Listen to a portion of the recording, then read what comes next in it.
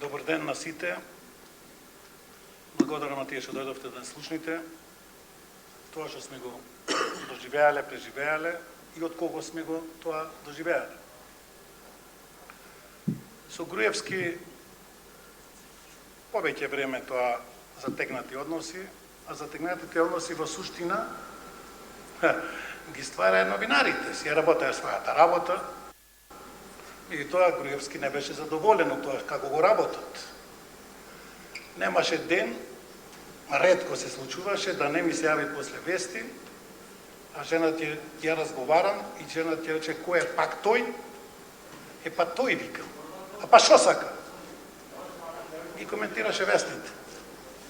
2 години таа 2008 до 2010 таа работа траеше, али последниот би рекол конечен судир меѓу мене и Груевски настана негде август 2010. Меѓу првите луѓе кои го видоа Скопје 2014 бев јас. Во кабинетот ми пушти извадоци од тоа што имаше припремено. На тоа го прашувам, човече, ова пари ќе кошта. Луѓето маки мачат, немат за лекови, немат. Луѓето се раѓат и се умират, спомени се ќе останат.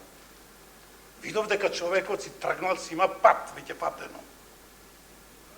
На тоа, на кај новинарите кажувам, овој човече, луѓето, тоа е скренати, скроз. Со овој нема ни разговор, ни договор. И од тогаш Бетер, буквално пукањето и расцепот беше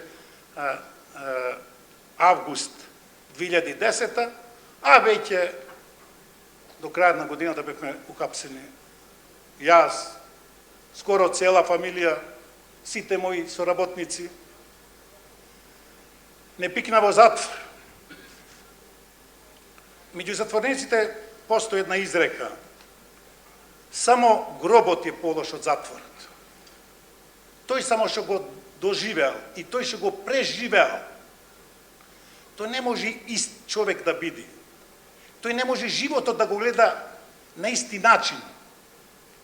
Нема теоретска шанса. Ти се доаѓа првите денови во шутка.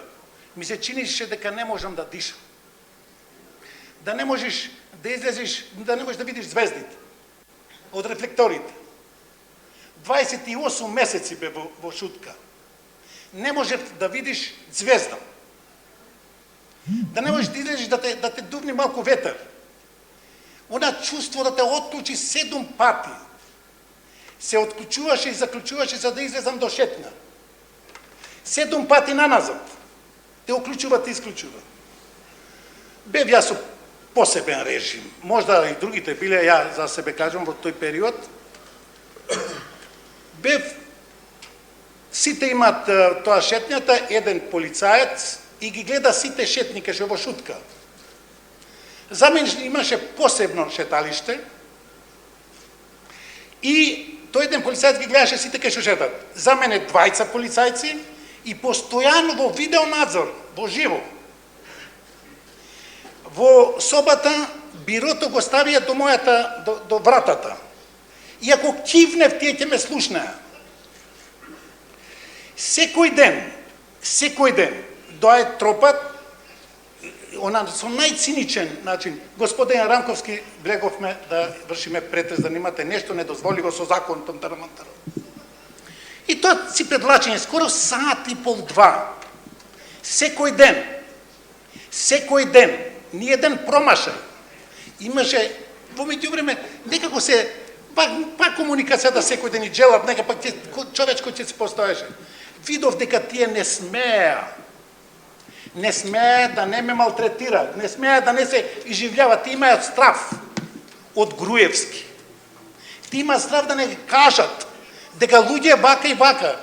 Значи, секој ден претрес, сите тие знаат на телефон, секој излегување, да ви кажам, таа психолошка, тоа човек е во тој сурвивал битка за опстанок страшен е. Кој ќе излезеа, ја брзо ја фаќав крпата. Крпата да избришам тие дека таму кај што биле да го избришам. Да направиме една разлика на чувство. Да останам жив, да не штукнам. Ќе стане првото што го прави вежбање до исцрпување. Битката за да обстанеш жив таму, за да останеш читав кој ќе излезеш, е страшна битката. Али главното, најтешкото што ми паѓало, ја кај што шетав, таму мислам дека минимум скоро половина од затворениците низ прозори може да ме видат. Една од прозорите таму беше Емел, ќерка ми. 28 месеци. Ни еднаш, додека шетав, не можев да ја видам. Во исто време, 28 месеци, по 30 дена рачунајте ги. Секој пат прецизно тие правеа да ја не ја видам да зборам со ќерка ми. Сите другите може да си додават, да си подаваат.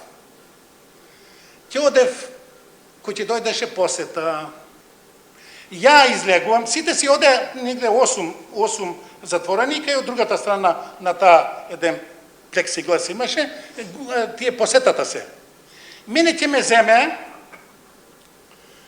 20 полицајци, позади седат и жена ми или ќерка ми, секој збор што го збори, прво гледат, прво атмосфера ствара, прво психоза ствара. За да не... Кој ќе излезе во четња, тогаш еден момент и тоа се тешко да се качи на тие прозорите. И ќе користеше, жената знае дека чекаме посета, Емел доаѓаше кај мене, кај Емел, кај Иба, кај братја доаѓаше. Кој ќе доаѓаше жената, од Сабајле, цел ден, чекаше ред. Требаше мене да ме посети, требаше братот да го посети, требаше ќерка да се посети. И кој ќе излегува, ќе рече, Емел, вие не знаете само тој поздрав, тоа беше експлозија кај ни на гнев. Зашто ја успеам па ја се радував бе луѓе на судењата. Се радував затоа што таму можев да ја видам. Таму можевме да се загрлиме.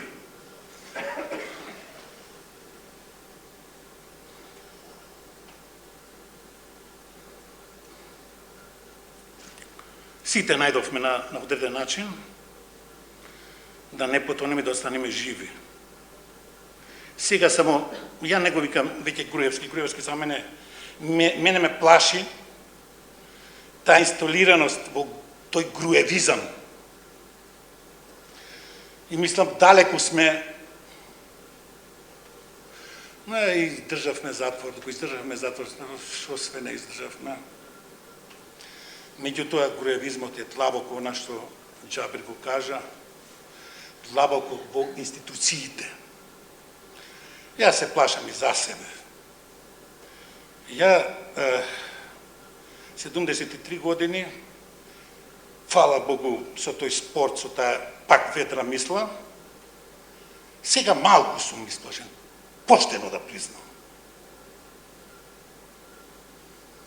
Не е тоа ствар на датум за Европско уније и така натака, него е што груевизмот за 3 години очигледно, дека не ни малку, не викам дека ни малку, али дека е уште снажен, дефинитивно.